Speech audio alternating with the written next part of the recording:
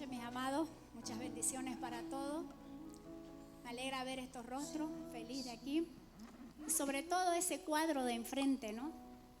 Estamos en la novedad, en las primicias de nuestra casa propia.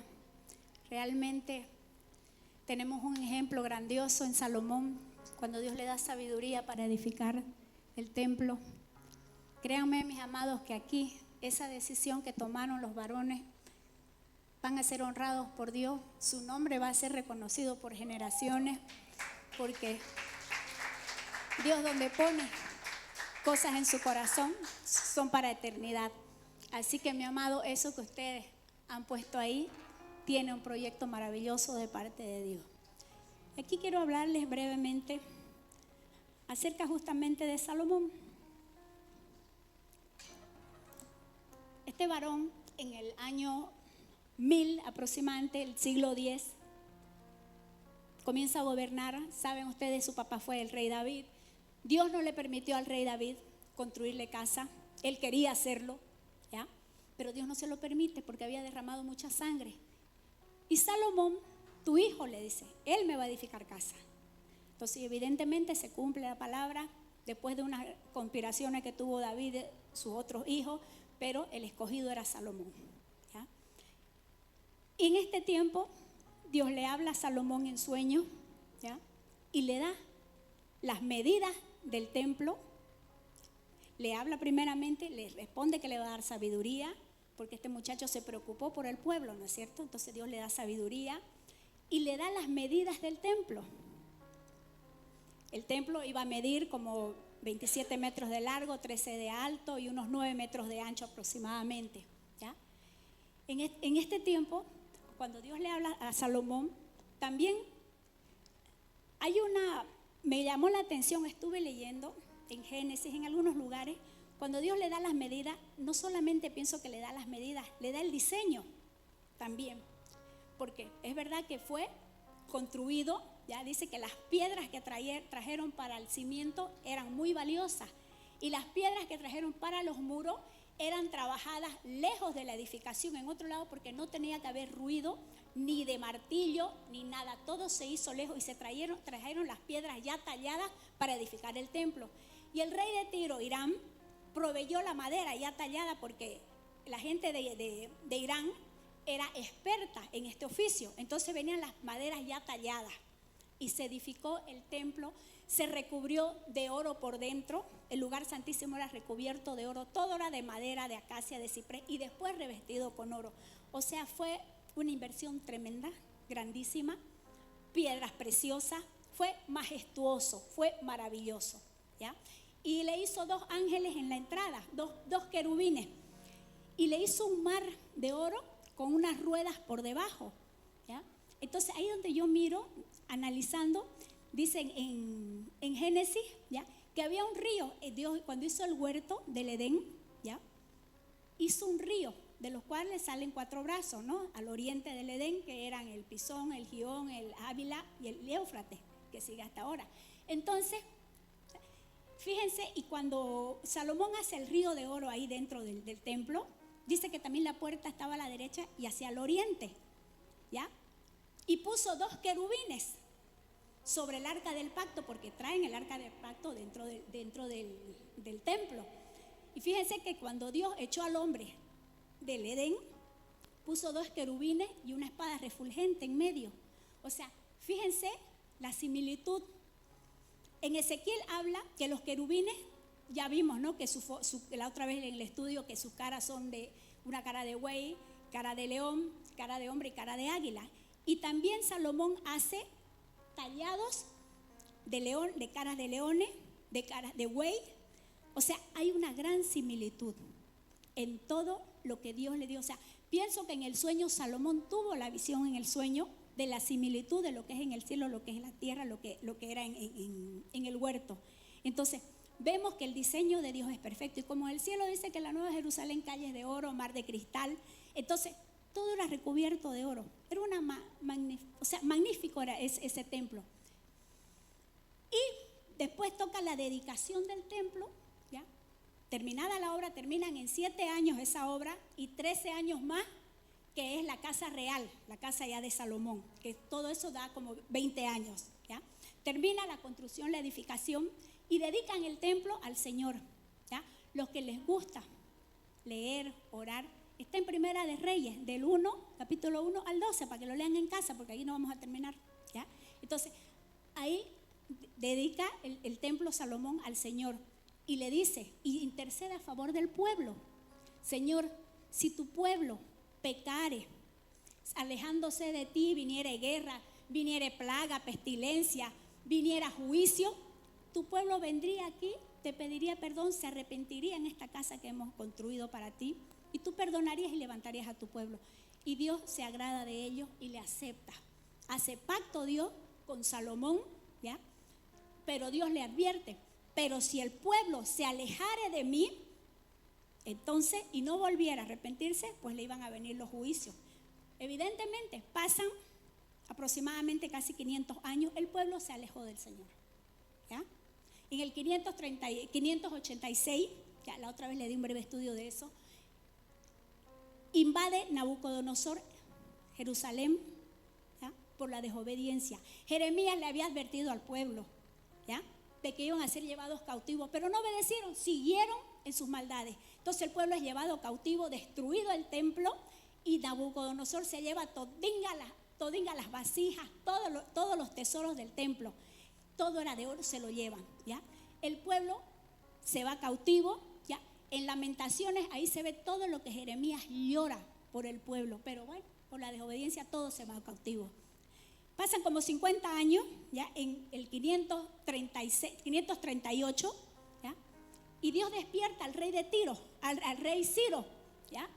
Y le dice a Esdras, todos los que estén por Jehová, vuelvan a Jerusalén y reconstruyan el templo a los 50 años del cautiverio, ¿ya? Vuelven felices, se ven Nehemías, todas estas historias están en estos libros, ¿ya?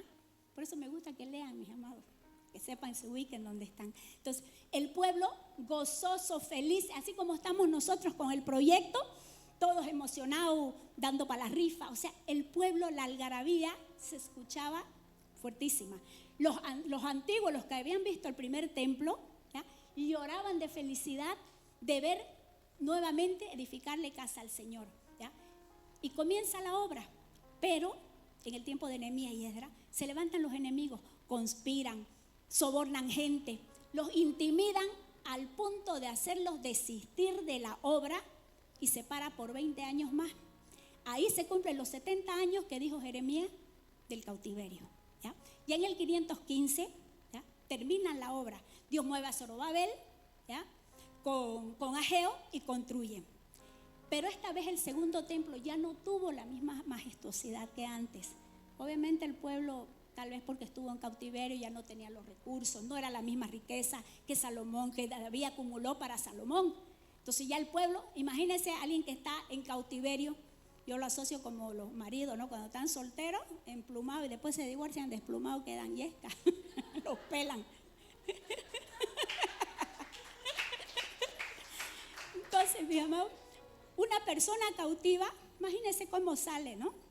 Pero construye nuevamente el templo, aunque no fue tan majestuoso, ¿ya?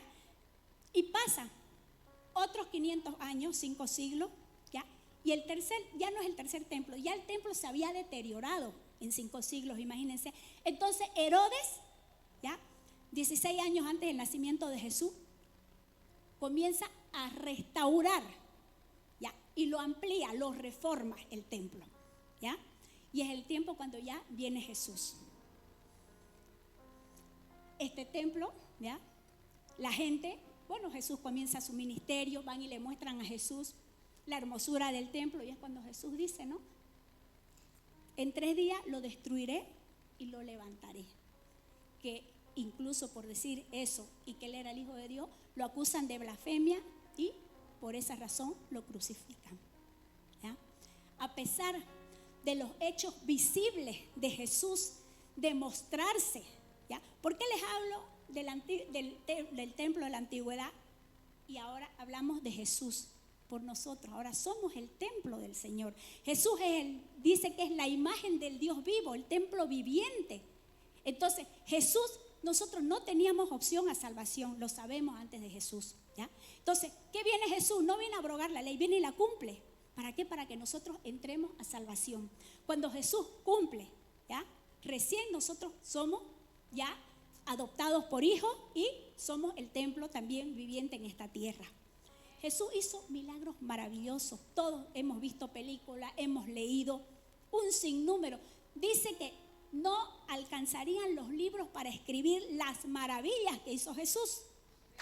O sea, gloria a Dios. Imagínense si Dios le dio a Salomón, yo estaba mirando eso, a Salomón le dio sabiduría, dice que escribió 3,000 proverbios y 1,100 cantares, pero en la Biblia hay 885 proverbios y 110 cantares. Y yo dije, Señor, no, entonces me acordé de la palabra, porque no alcanzarían los libros para escribir todas las maravillas de Dios.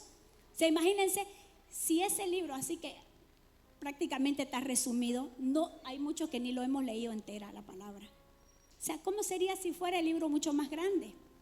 Entonces, este es nuestro manual de vida, hermano. ¿Ya? Usted se tiene que basar su vida en cómo fue Jesús. Antes de tomar una decisión de hacer algo, usted dice, ¿qué haría Jesús en esta situación? Y créeme que no le vas a pelar, hermano. No vas a errar. Vas a hacer justamente lo que Dios quiere. ¿Ya? Jesús hizo milagros, ¿ya?, al pueblo. Es verdad que el pueblo lo seguía por los milagros.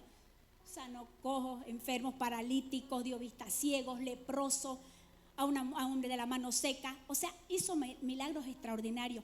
Y aparte enseñaba con parábolas, ¿ya? Y los fariseos lo aborrecían. ¿Por qué? Porque cuando Jesús hablaba, ¿ya?, ellos se sentían confrontados. Uno de las parábolas que le dice, ¿no? Había un hombre que se compró una viña y viaja y deja empleados que cuiden su viña. Pasa el tiempo ya de la cosecha, y manda a sus siervos a pedir, ¿no?, su fruto. Y los que se quedaron cuidando matan al que mandó el dueño de la viña, lo matan. Entonces envía a otro, también lo matan. Y este hombre dice que voy a mandar a mi hijo, ya que no hicieron caso a los otros, van a respetar a mi hijo, igual lo matan. Entonces los fariseos se enfurecieron porque entendieron que hablaban de ellos, ¿ya? Porque vino Jesús y también lo matan. Entonces, siempre los fariseos eran confrontados, buscaban cómo tentarlo a Jesús, ¿ya? Una historia tan cortita que está en San Juan 8, del 1 al 8, léanlo en casa. Cuando le traen a Jesús a la adúltera, ¿ya?, los fariseos se basaban en la ley. Ellos eran los guardianes de la ley. Pero fíjense la intención de los fariseos, aparte de exponerla a la mujer en semejante situación bochornosa, tirársela a Jesús y denigrarla públicamente. La Biblia dice, ¿ya?, en Levítico 20:10, que ambos deberían ser muertos si eran encontrados en adulterio. ¿Por qué trajeron solo a la mujer? ¿Y el hombre dónde estaba? O sea, como la ley ya tergiversada, ¿ya? ¿Dónde estaba el hombre? Solo atacan. Pero la intención era más profunda de los fariseos. ¿Por qué ellos le dicen eso a Jesús? Porque buscaban ocasión para prender a Jesús. Como con la sabiduría de Jesús no podían contra él, entonces buscaban ocasión, ¿ya?, para prenderlo. Pero Jesús siempre discernía sus pensamientos, les conocía sus intenciones y siempre los cortaba. Entonces crujían sus dientes de rabia contra Jesús. ¿Ya? ¿Y por qué los fariseos eran tan austeros? Una persona religiosa, hermano, no tiene el amor por la gente. El religioso es implacable, no tiene misericordia, es duro, sin amor. Y eso se ve en el pueblo, es un espíritu, hermano, el fariseísmo. Sí, hay pastores, es verdad, religiosos, duros, con la ley. Bendito sea Jesús, que vino a cumplir la ley para darnos libertad a nosotros, darnos la gracia. ¿Eh? Gloria a Dios, mi amado. ¿Por qué en Levítico, en Números 5, no recuerdo muy bien, 5 sí, ¿ya? ¿Por qué la mujer tenía que ser apedreada por adulterio? Dice que cuando un hombre tenía celos, solamente de sospechar de celos de su esposa, ¿ya? La llevaba al templo, la presentaba al sacerdote, y el sacerdote sacaba tierrita de ahí del templo, con agua santa, dicen ellos de ahí mismo, del bautismo, y echaba agüita, esa tierrita, y la hacía tomar a la mujer. La mujer venía con una ofrenda todavía para el sacerdote. Y si la mujer se hubiese amancillado, en ese mismo momento se le hinchaba el vientre y se le caía el muslo. No sé cómo sería eso, pero dice la palabra, no lo estoy diciendo yo, lo dice. Léanla en el libro de Números. Entonces, por eso que los fariseos eran tan austeros, sin misericordia, implacables. Entonces, como el ser humano no tenía opción, como hoy en día no teníamos opción a salvación, por eso vino Jesús a cumplir esa ley. Por eso Él ya fue crucificado, ¿ya? En el tiempo de Herodes, cuando reconstruye el templo, ¿ya? El pueblo de Israel estaba bajo el yugo romano. Les cobraban impuestos altísimos y el pueblo de Israel estaban agobiados, cansados de pagar tantos impuestos. Ellos clamaban por un Salvador, clamaban por su Mesías, ¿ya? Pero resulta que vino el tiempo, la visitación del Mesías, y no lo reconocieron. Porque claro, ellos esperaban un guerrero, un vengador, y viene totalmente opuesto. Un hijo de un carpintero, una ama de casa, ninguna gloria humana, ¿ya? No lo reconocieron. ¿Y saben qué? No lo reconocieron, a pesar que en Isaías 52, 53 habla de la esencia de cómo iba a ser Jesús. Dice que fue el más hermoso de los hombres, no sensual, hermoso, ¿ya? ¿Ya? Pero dice que su rostro fue desfigurado. No había parecer en él ni hermosura a causa del ultrajo que recibió. O sea, molido fue por nuestras rebeliones, herido por nuestros pecados, como que escondimos de él el rostro. Dice que fue llevado mudo al matadero, como oveja, calladito, ¿ah? Desechado, menospreciado. Pero Dios quiso someterlo a padecimiento. Su generación, ¿quién la contará? Dice que Él verá el fruto de su aflicción. Somos el fruto de su aflicción. Somos el resultado de ese sacrificio.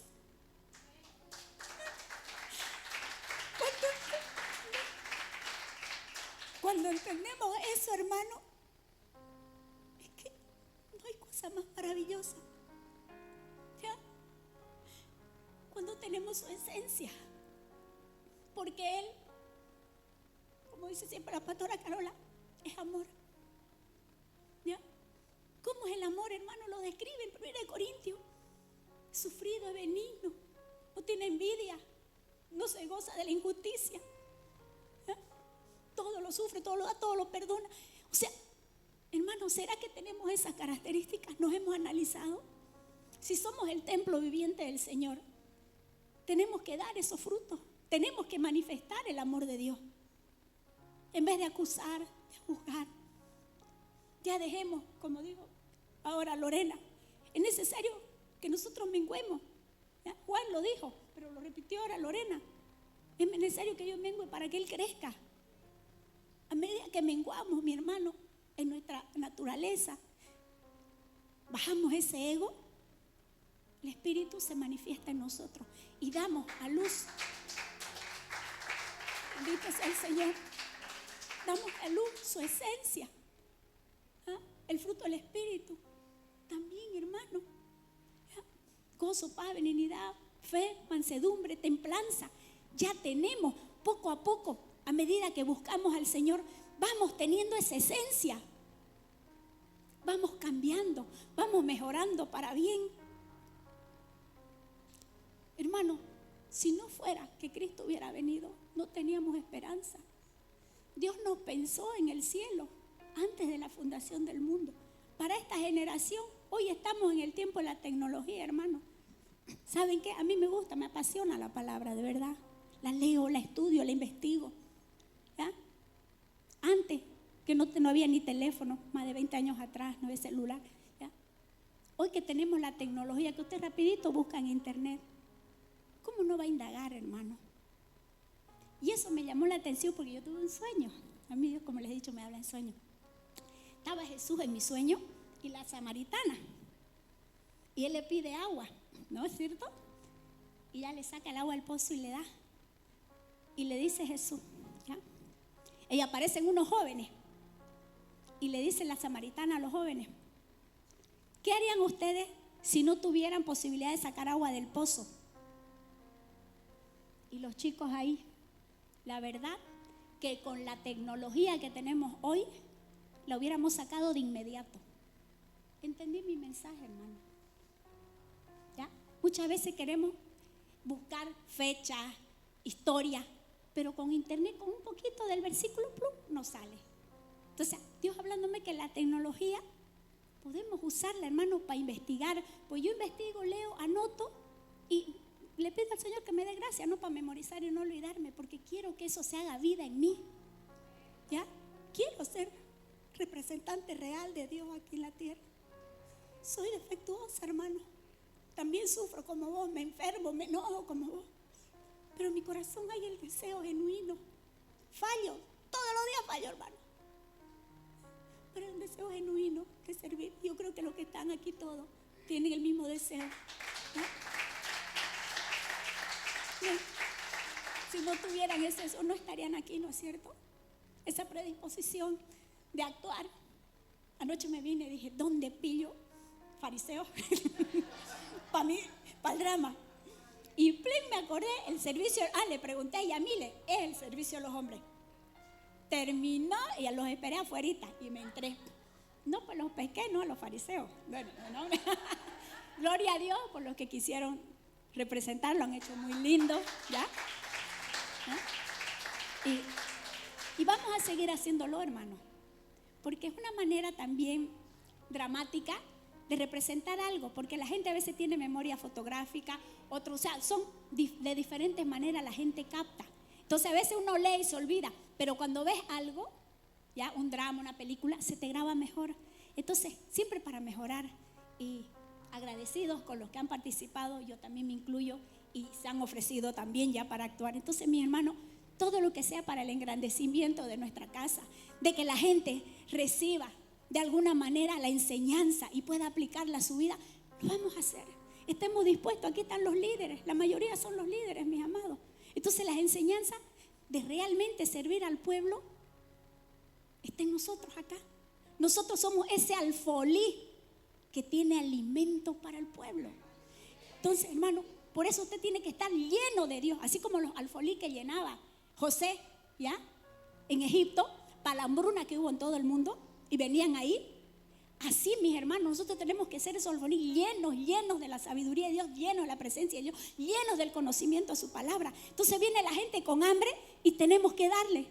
No se van a buscar en otro lado, porque la gente, hermano, va y busca en fuente equivocada y termina destruida. ¿Cuánta gente termina destruida en la calle? Me duele, hermano, ver gente así. Gente destrozada. Muchas veces vienen a la iglesia y un maltrato los hace irse y odiar la iglesia. Desesperanzada, ¿a dónde va a ir esa gente, hermano? A drogarse, a emborracharse, a destruir su vida. Ya hay mucha destrucción. Seamos nosotros la sanidad, esa sal y luz a esta tierra. Seamos esa sal de sanidad para esta tierra, mi amado. Sin Cristo nada es posible. Dice que sin Él nada podemos hacer. Ya. Jesús, esta historia, hermano, más que la mujer adúltera, Dios la compara con la iglesia. ¿Ya? La iglesia, ¿ya? En Oseas habla, ve y cásate con una mujer adúltera, ámala, para mostrar la infidelidad del pueblo hacia Dios. Pero Dios aún así la amaba. Entonces, ¿qué es lo que está mostrando? Dice que Jesús se dio a sí mismo por ella, la ama, la sana, la restaura a la iglesia. Ese es nuestro trabajo, ¿ya? La mujer adúltera, o sea, todas esas cosas simbolizan la iglesia. ¿O de dónde nos sacó el Señor? Dice que nos amó en nuestros delitos y pecados. Y si alguno dice que no tiene pecado, venga aquí, lo canonizamos y lo mandamos para... Entonces, mis amados, la iglesia, ¿ya? Somos nosotros. El templo, ¿ya? El templo es el lugar donde nos congregamos. Este recinto, ya que es nuestro templo, ¿ya? Es verdad, a mí me gusta la intercesión, por ejemplo. Dios está en todas partes, pero me gusta cuando la intercesión se llega temprano y se levanta un altar al Señor. Se invoca su presencia para que Él se manifieste en el culto, porque nosotros somos responsables de traer la presencia de Dios con la adoración. Dios está donde se lo ama, ¿ya? No, gloria a Dios. Nosotros somos, amén, gloria a Dios. Nosotros somos, dice, que somos sacrificio vivo, ¿ya? Culto racional. Entonces, ¿qué es sacrificio vivo, pastora? Que usted mengüe, que esta carne muera. Y esta carnecina es la que más cuidamos, ¿no? Le metemos botox, ácido hialurónico, esteroides. Madre mía, que esta carne la acariciamos, gym full time. O sea, está bien, está perfecto si tenés buena autoestima. Cuídate, es sano, cuidemos nuestro templo. Pero ¿saben qué? Que la vanidad no se ponga por encima de la necesidad. Cuidemos eso. Ya, porque no vamos tras vanidades ilusorias, dice la palabra. Porque muchas veces es tanta nuestro complejo, nuestra inseguridad de nuestra apariencia, que queremos llenar ese vacío, queremos agradar a otros, agradarnos a nosotros, y seguimos y seguimos. Y hay gente que se vuelve adicta, se hace el lipo cada 2 por 3, o sea, y terminan deformadas ya. Entonces, tiene que haber un equilibrio. Yo me acuerdo en España la gente, allá la estética es carísima, aquí más bien es barato, pero allá la estética la cubre la seguridad social cuando hay problemas de autoestima, de complejo. Por ejemplo, un niñito orejón, ¿ya? Porque tiene bullying, le hacen bullying en el colegio, entonces ya la seguridad le cubre esa cirugía, ¿ya? Que tenga la mujercita voluminoso los senos, entonces por dolor de espalda, por esas cosas sí, pero si es por otra situación, porque la ve un psicólogo, analiza, entonces ve que la persona necesita mejorar su autoestima. Pero si no, la estética es cariñísima. Aquí es barato todo. Por eso que también la gente abusa. No es que esté en contra, hermano, ¿ya? Está bien, cuídese, pero siempre mantenga su equilibrio. Ame su templo, cuide su templo. Nosotros somos fieles representantes de Dios en la tierra, ¿ya? Nosotros donde vamos, hermano, somos el templo viviente. Con nuestro ejemplo, donde estemos, muchas veces sin palabras, hermano, podemos ganar multitudes de personas con nuestra conducta solamente. ¿Ya? Nosotros realmente, hermano, si nos miramos así como ese templo que construyó Salomón tan majestuoso, ¿cuántas millonadas costaría eso? Pero aún así fue derribado. Jesús vino y lo restauró y le dio la autoridad a la iglesia. Nosotros somos ese templo. Imagínense el valor incalculable, ¿ya? Eso tiene que meterse aquí, hermano, y aquí en tu corazón, de lo valioso que sos como persona.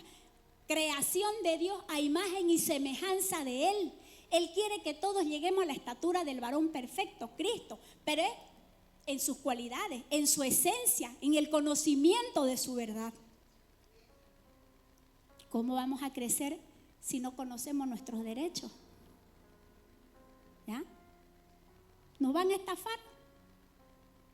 Una persona que no conoce sus derechos, la estafan, la revuelcan. Así el diablo nos revuelca a nosotros cuando no conocemos nuestros derechos en Cristo.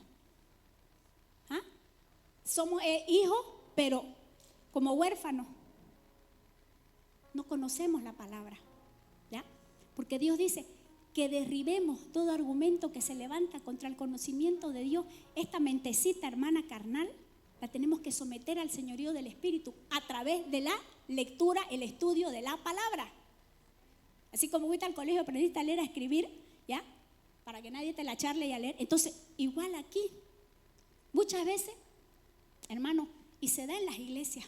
Pasa un pastor al púlpito, habla, amén, dice el pueblo. Y a veces hablan burreras ahí, hasta herejía. Yo no le digo a todo amén, yo estoy atenta. Tampoco critico ni hago, ni reclamo en público. Después agarro a la persona, esto que dice usted no tiene respaldo bíblico, esto está mal. Entonces, corregir lo deficiente, dice, ¿no? El Señor con amor, considerándolo como a nuestros padres, ya, a nuestra gente amada. Pero sí, hermano, es importante que te instruyas. Es verdad que Dios levanta pastores para edificar a su pueblo, ¿ya? Pero nosotros también tenemos que ser intencionales en buscar aprender. Hermano, ahí es cuando vos lees la palabra y decís, wow, yo estos derechos tenía. ¿Sabe qué, hermano? Este accidente de mi pie, le voy a contar el chisme. Resulta que llego del velorio cuando murió la mamá de Martita. Llego a mi casa, entro, tric, me doblo el pie. O sea, ni siquiera fue un accidente, fue algo tonto. Y unas sandalitas así, ni yo que uso los tacazos, no estaba. Me doblé, pero mi pie como un abanico bailó. La pata para el norte y el tobillo para el sur salió. Y se quebró en 3 partes, se soltaron los ligamentos. Se deshizo, literalmente. Se deshizo. O sea, yo gritaba histérica y con dolor de ver mi pierna, que era un monstruo, y mi hijo menor que me alzó gritaba a la par de mí de ver el desastre. Viene mi otro hijo, este chico está aquí, Cali, y me llevan a la clínica, ¿ya? Radiografía, me pusieron la pata en su lugar y bueno, salió, me tenían que operar. Mi hermano, me metieron una ferretería completa adentro. Un dolor insoportable, a punta de morfina cada 4 horas. Gracias por los que oraron por mí, por los que mandaron incluso su ofrenda. Dios le multiplica al 100 por 1. ¿Y sabe qué, mi amado? Yo soy reclamona con Dios, con la palabra, porque yo creo en lo que dice la palabra. Y le dije, ¿dónde estaban mis ángeles? ¿Ah? Que vienen acerca de mí para que mi pie no tropiece en piedra, que me llevaran en brazos. Brava yo reclamándole al Señor. Pero así como reclamé y grité, me retumbó. Cuidaste la fachada y no cuidaste las estructuras, me dijo. Quedé y entendí. Muchas veces nos ocupamos de lo externo, ¿ya? Este cuerpo tiene los huesos son la estructura, son las columnas de una edificación. Es verdad, he cuidado mis emociones, mi alma y bueno, todo lo que yo podía, pero nunca me ocupé de hacerme un examen de los huesos. Nunca me preocupé de tomar un calcio. Siempre fui un poquito amachada, me gustaba desde muchacho subirme a los árboles, andar en bicicleta, como hombre, jugar fútbol descalza en la calle. Tengo varios dedos rotos porque yo jugaba pelota, fútbol y me prendía puñete con los muchachos. Así me crié. Entonces, nunca imaginé, cuando está el desastre ese en mi pierna, entonces el médico viene y me dice, y me confirma lo que Dios me había dicho. ¿Sabe qué? Me dijo, agradezca a Dios que no fue la columna o la cadera, porque esto era paralítica, me dijo, que fue el tobillo. Está con una osteoporosis aguda, galopante. No quiero que alce peso, o sea, sus huesos están como la polilla, cuando la madera entra a la polilla, a ese extremo. Yo era sorprendida. La palabra dice del rey David, cuando escondí mi pecado, mis huesos se secaron. Yo decía, cuánta frustración habré guardado en mi alma, Señor, para estar en esta condición, y tampoco nunca cuidé mi cuerpo. Entonces fue una lección y un examen para mi hermano. ¿Sí? Y no faltaron los religiosos, ¿no? Y no de esta casa, de otras que conozco. ¿Qué habrás hecho para que Dios te ponga en tu sitio? Por callejera. Ajá. ¿Te gustaba andar? Religioso. Y cristiano, pues, hermano. Y hablo de pastores, amigos. Entonces, pero nadie sabe. Claro, Dios cuando me habló, entendí. ¿Ya? Si bien Dios al que ama disciplina, pero esto para mí, hermano, ya yo había tenido detonantes antes. Me tropecé, me rompí un dedo y no me di cuenta. ¿Ah? Me dolió hasta que sanó el dedo todo torcido.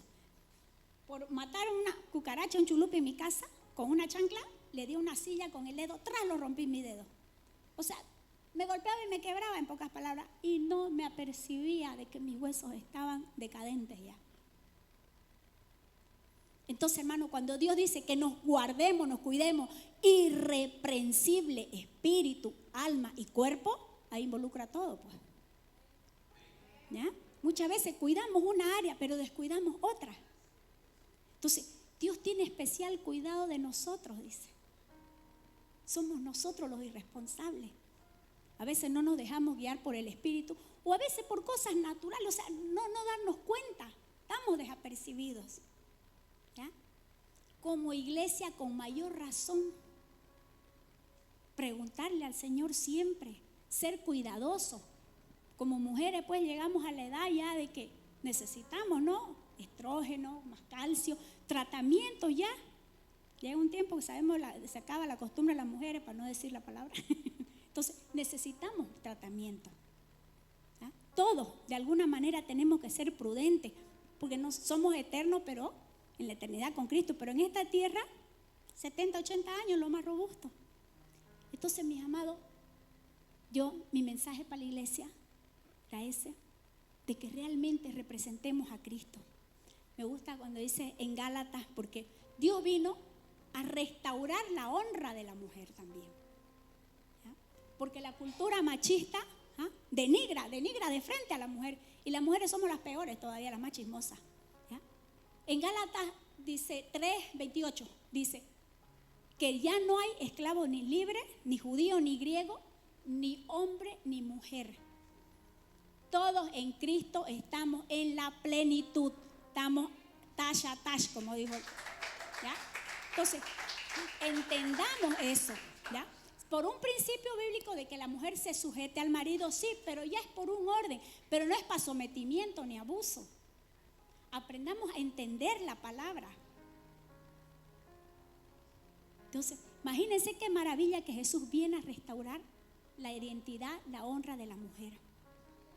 Qué hermoso, mis amados. Entonces, ya no tiene que haber abuso. Jesús vino a poner orden, a poner todo. Dice que lo alto será allanado y todo valle será levantado. Entonces, para que nadie se sienta menos ni nadie se crea mucho.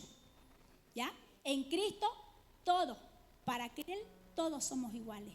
Él murió por todo. De tal manera amó Dios al mundo, ¿ya?, que dio su Hijo unigénito para que todo aquel que en Él crea sea salvo y tenga vida eterna. Clarito lo dice la palabra. Entonces, aquí no hay acepción de persona. ¿Ya?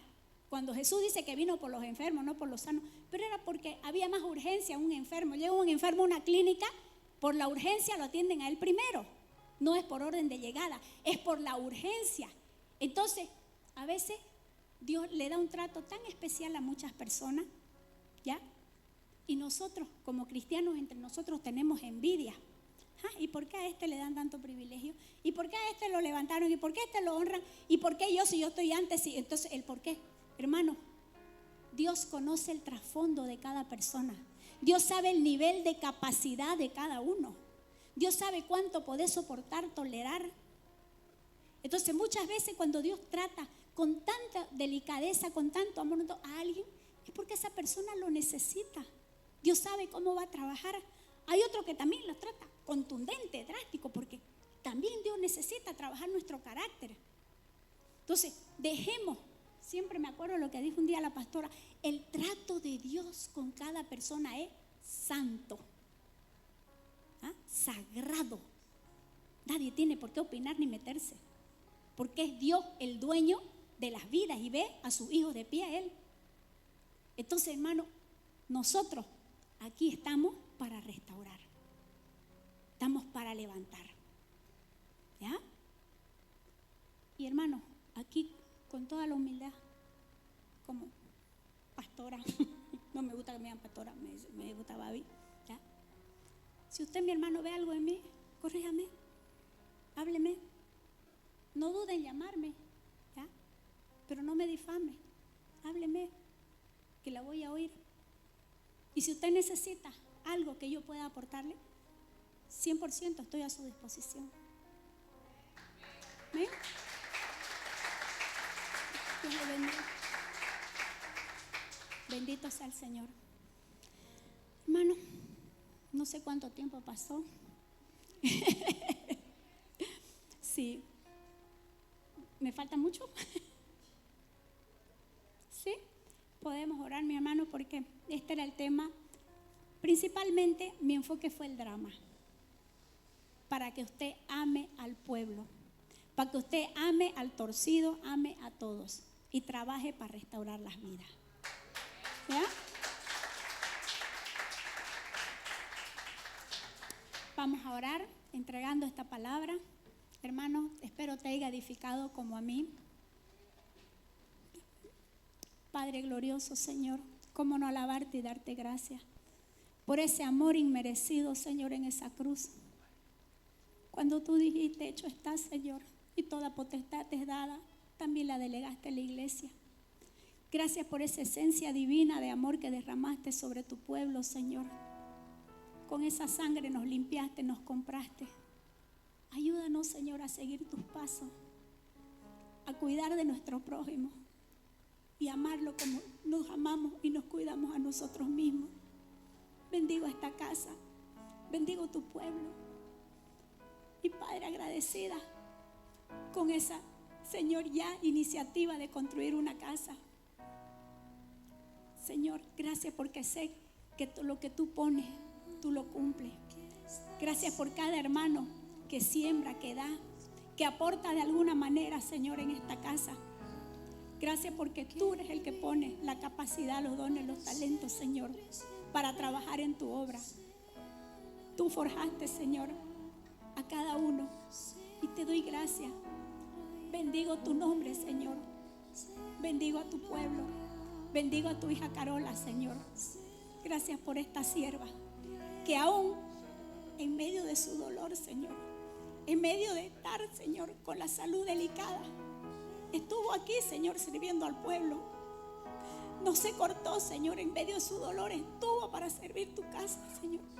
Gracias por ese amor de tu hija, Señor. Gracias porque es un ejemplo para que todos sirvamos con amor, Señor. Gracias por la sanidad de mis hermanos. Gracias por tu palabra, porque sé que halló cabida en el corazón de cada uno. Yo los bendigo, Señor, y te doy gracias y me siento privilegiada de estar en este lugar. Mi alma te alaba y te bendice.